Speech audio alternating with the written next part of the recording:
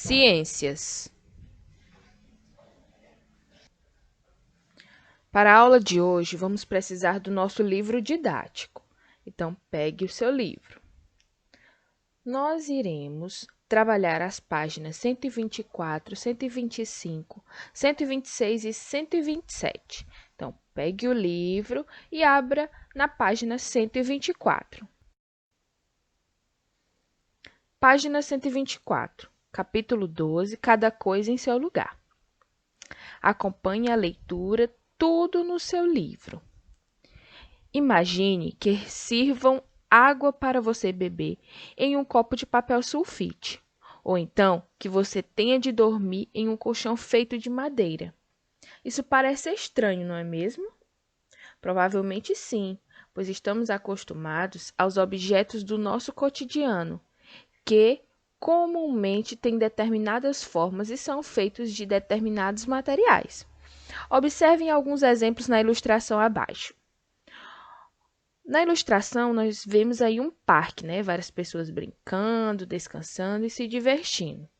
Você consegue identificar de que materiais são feitos alguns dos objetos que aparecem na ilustração? Vamos olhar para a gangorra. De que será que é feita a gangorra? A gangorra, aí na imagem, é feita de dois materiais, de madeira e de metal.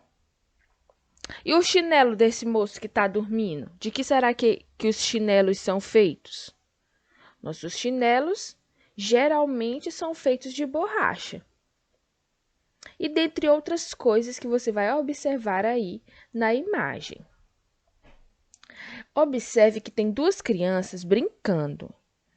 Alguém sabe me dizer o nome desse brinquedo que elas estão usando? É o patinete, não é mesmo? E elas estão equipadas, protegidas contra quedas e arranhões.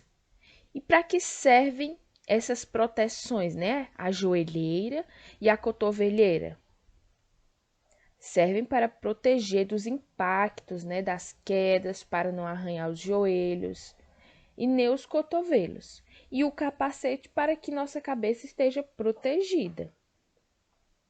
E quais são as características dos materiais que geralmente são feitas as joelheiras e as cotoveleiras?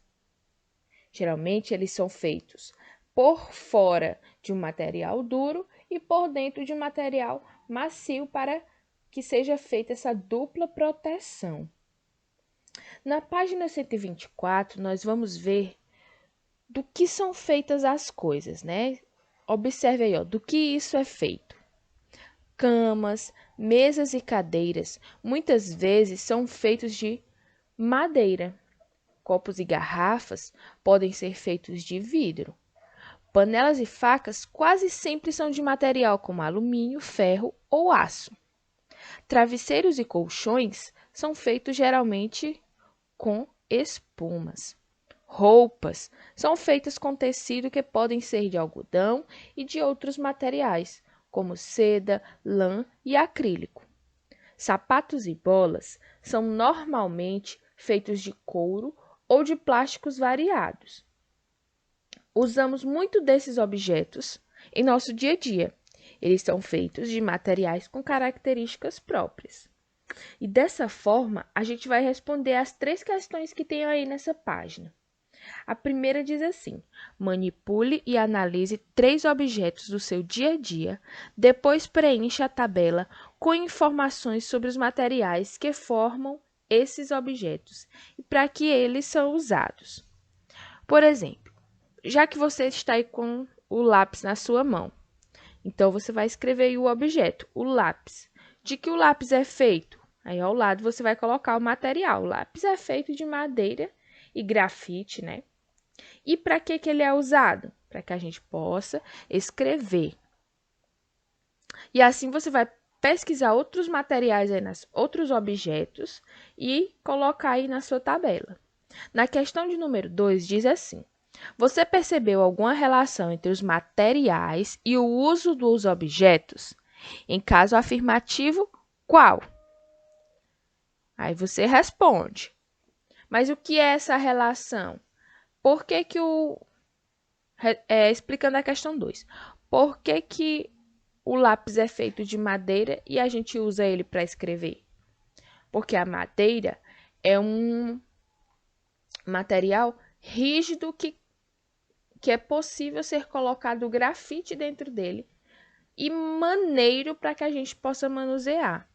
E assim você vai percebendo essa relação do material e o uso dos objetos.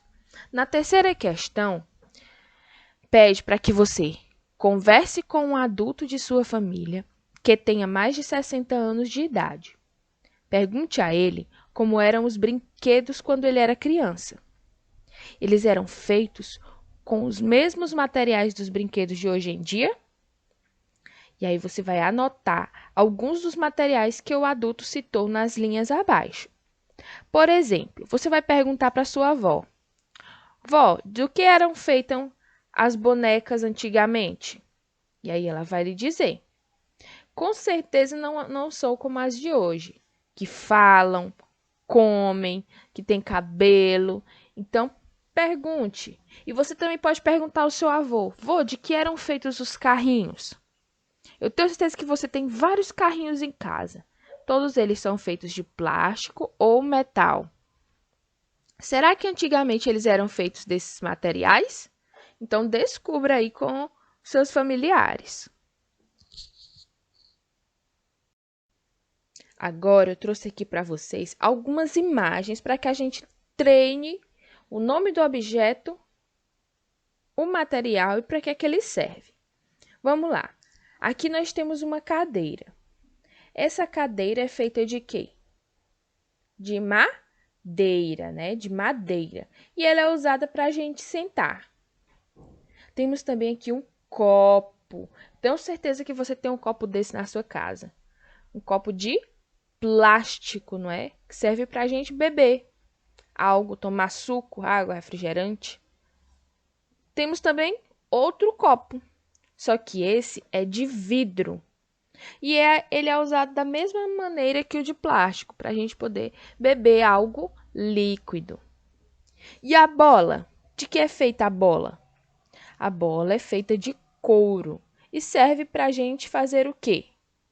Para a gente brincar, para a gente jogar. E aí nós temos as roupas. Para que servem as roupas? Para a gente vestir, não é? E de que são feitas as roupas? De vários tipos de tecido, né? De lã, acrílico, seda, cetim. E elas servem para a gente se vestir. E esse aqui que vocês adoram, tenho certeza que vocês gostam muito de brincar de bicicleta. A bicicleta é um objeto que é feita de vários materiais. Ela é feita de plástico, metal, borracha e espuma. E é disso que nós vamos falar agora, desses objetos feitos compostos de vários materiais. Ah, e eu esqueci de dizer, para que serve a nossa bicicleta? Para a gente pedalar, não é mesmo? Para a gente brincar e se divertir. E também nos locomover de um lugar para outro, né? Eu posso estar na minha casa, eu quero ir na casa do meu colega, então eu vou de bicicleta, que é mais rápido. Agora, abra seu livro na página 126. Página 126. Já abriu aí no seu livro? Aqui nós vamos falar do tema um material para cada coisa. Materiais rígidos e flexíveis. Então, acompanhe a leitura. Um único objeto pode ser feito com mais de um tipo de material. Por exemplo, os skates, como da imagem ao lado. Geralmente tem rodinhas de plástico e prancha de madeira e cola, além de diversos componentes de metal. Os materiais têm características próprias e diferentes entre si. Vejamos a seguir. Materiais rígidos e flexíveis. Rocha e papel. Qual é a diferença entre esses objetos? Existem muitas, mas uma que chama bastante a atenção é o fato de que um deles é muito rígido e o outro é muito flexível. E aí, qual será que é muito rígido, a rocha ou o papel? Se você disse a rocha, você está certo. A rocha é um material rígido, ou seja, é um material duro, não é maleável. O papel a gente pode amassar, dobrar, cortar, picotar de várias formas, porque ele é um material flexível. Os materiais rígidos são aqueles, volte aí para a leitura. Materiais rígidos são aqueles que não mudam de forma facilmente quando os apertamos, esticamos, tentamos dobrá-los ou torcê-los. Assim, eles são usados para construir objetos que precisam ser resistentes. O tijolo que usamos para fazer paredes é um exemplo de objeto feito de material rígido. E aí nós temos duas questões aí sobre os materiais rígidos. Questão de número 1. É uma boa ideia usar materiais rígidos para fazer cadeiras e mesas? Por quê? Responda aí no seu livro. Questão 2. Qual objeto é mais rígido, uma rocha ou uma folha de papel? E por quê? Responda aí e vamos para a página 127. Materiais flexíveis são aqueles que mudam de forma com relativa facilidade quando os apertamos, esticamos, tentamos dobrá-los ou torcê-los. É importante mencionar que um objeto rígido pode ser um pouco flexível também. E o contrário também acontece. Ou seja, objetos flexíveis também podem ser rígidos, só que não é a rigidez de uma pedra ou de uma barra de ferro. E o contrário também acontece. Por exemplo, uma barra de ferro é bastante rígida, mas também um pouco flexível. Ela pode mudar de forma, mas para isso seria necessário aplicar muita força. E essa força, às vezes, não é a nossa, que nós não conseguimos fazer isso, mas existem os equipamentos que fazem essa modificação na barra de ferro. Já a almofada do sofá é bastante flexível, mas também tem um pouco de rigidez. Quando você se apoia nela, sua forma é alterada, só até determinado ponto. Então, quando você sai, a almofada volta ao normal. E sobre os materiais flexíveis, temos aí duas questões, a 3 e a 4. Questão 3. Qual objeto é mais flexível? Um copo de vidro ou uma bola de borracha? Descreva uma característica que justifique a sua resposta. Questão 4. Quando puxamos a corda de um arco, estamos deformando o material que o compõe. Observe as imagens abaixo e responda. Podemos dizer que o arco é flexível? Por quê? Então, responda aí essas duas questões. E não esqueça, terminou de responder, envie a foto lá no grupo para que eu possa contabilizar sua presença na aula.